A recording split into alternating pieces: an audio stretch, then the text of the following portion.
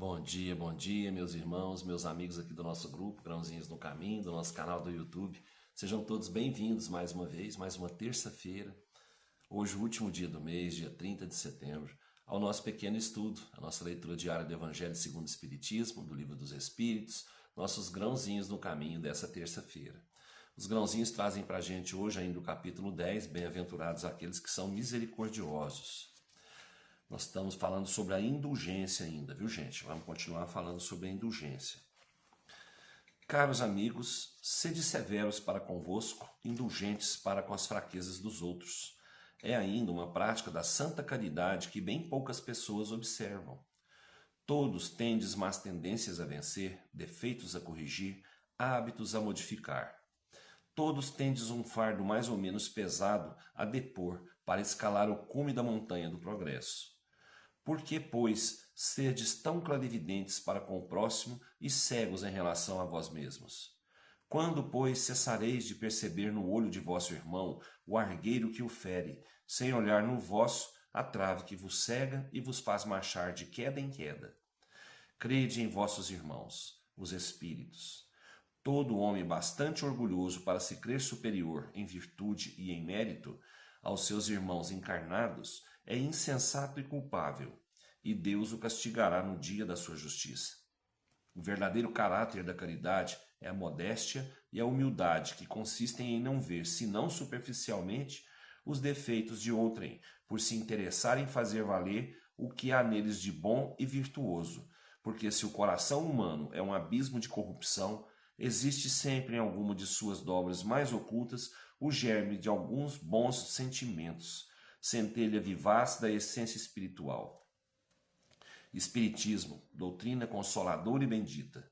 Felizes aqueles que te conhecem e que aproveitam os salutares ensinamentos dos Espíritos do Senhor. Para eles o caminho é iluminado, e em todo o seu percurso podem ler essas palavras que lhes indicam o meio de atingir o fim. Caridade prática, caridade de coração, caridade para com o próximo, como para consigo mesmo. Numa palavra, caridade para com todos e amor de Deus acima de todas as coisas, porque o amor de Deus resume todos os deveres e é impossível amar realmente a Deus sem praticar a caridade, da qual fez ele uma lei para todas as criaturas. Do Fetre, bispo de Nevers, Bordeaux. Gente, nós falamos ontem, né, sobre a indulgência para com os erros do próximo, e hoje nós continuamos falando, né? Do Fetre veio falar para a gente, veio lembrar a gente novamente aqui, que é uma caridade a indulgência. É a caridade que a gente faz, né? E como a gente quer receber essa caridade do Pai, né? Porque como a gente deixa de ser indulgente para com o próximo e pede a Deus, né, a indulgência para conosco, seria uma contradição, né? A gente não fazer ao próximo aquilo que a gente quer que seja feito para a gente, que é uma das leis de Jesus, que Jesus trouxe para a gente. Então, vamos procurar, ao ver um erro do próximo, fazer de conta que não é nada, porque o nosso, às vezes, é maior do que o dele, né? A gente vê o argueiro no olho dele, mas não vê a trave no nosso. Esse sentido essas palavras são palavras antigas, né? A gente não vê o defeito no irmão, a gente vê o defeito no irmão, mas não vê o nosso, né? Que às vezes é pior do que o dele. Então, não vamos julgar ninguém, né? Vamos perdoar, vamos ser indulgentes. É o que Cristo quer da gente. É o caminho do progresso, é praticando a lei de caridade. Porque a indulgência é caridade, né? E a gente tem, mais na frente aqui, tem outra leitura de São Luís, e ele fala também sobre a indulgência, como que a gente pode fazer se esse erro do outro vai prejudicar a ele somente ou prejudicar, né, a comunidade que vive em torno dele, prejudicar outra pessoa ou outras pessoas, se isso vai ser prejudicial a outras pessoas, se a gente deve denunciar esse erro, né, ou não.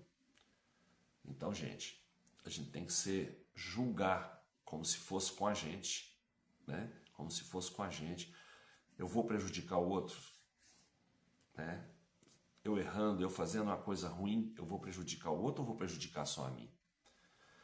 Então nós temos que ver isso, porque aí, se for haver prejuízo para outras pessoas, se for haver uma coisa que vai prejudicar outras pessoas, né, vai deixar em estado ruim, eu tenho que denunciar, sim, é um dever.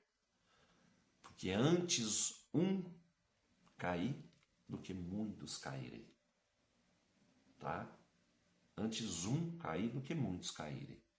Se eu ver que aquilo que aquele um está fazendo vai prejudicar todos, vai levar todos para o buraco, né, eu vou denunciar para aquele somente cair no buraco.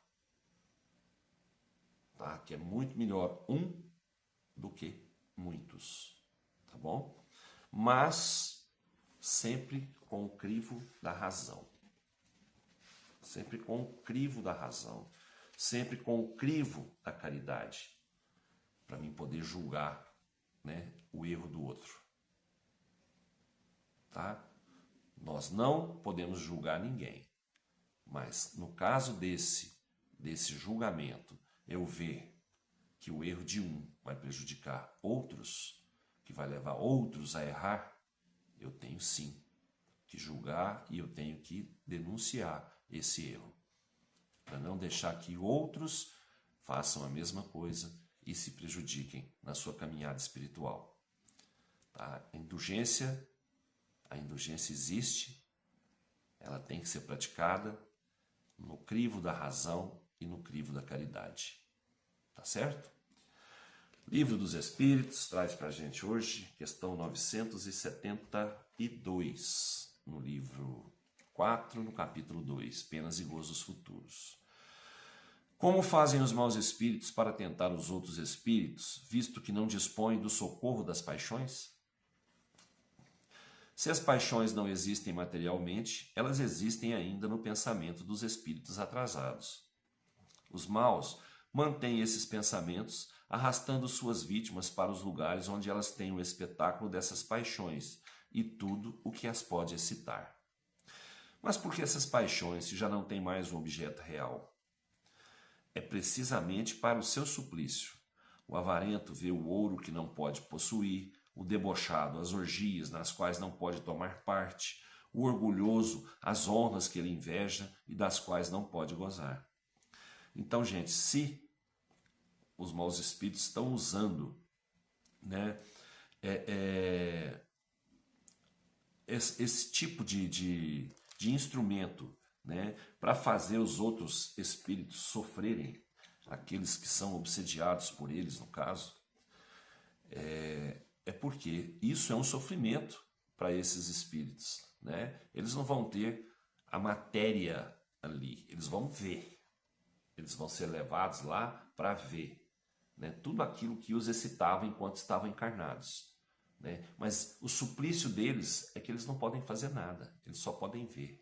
Eles não podem sentir, eles não vão sentir. Eles vão sentir o quê? Eles vão sentir a inveja, vão sentir a vontade de poder estar ali participando das coisas, né? E isso para eles é um sofrimento muito grande. E é isso que esses espíritos maus, esses espíritos ainda ignorantes, querem fazer esses espíritos sentir. É a dor, é o suplício de não poderem gozar mais das paixões da matéria. Tá? Isso para eles é difícil demais. Então é assim que funciona, eu acho. Eu preciso de vocês me ajudando a comentar, né, a explanar um pouquinho sobre esse assunto. Tá bom? Me ajudem aí. Agradeço a todos pela participação, pela paciência, né, em ouvir, em ver esse vídeo aqui. E vamos junto, aprendendo, caminhando, né? A nossa vida aqui tem que ser caminhar sempre, sempre rumo a ser uma pessoa melhor. Não é isso que a gente quer? Então vamos lá. Que Jesus nos abençoe, nos dê uma ótima terça-feira, com muita paz, muita luz, muito amor no coração, muita saúde para nós aqui podermos caminhar mais tranquilamente. Fiquem todos com Deus. Até amanhã, se Ele quiser, e eu tenho certeza que Ele quer. Beijo no coração, pessoal.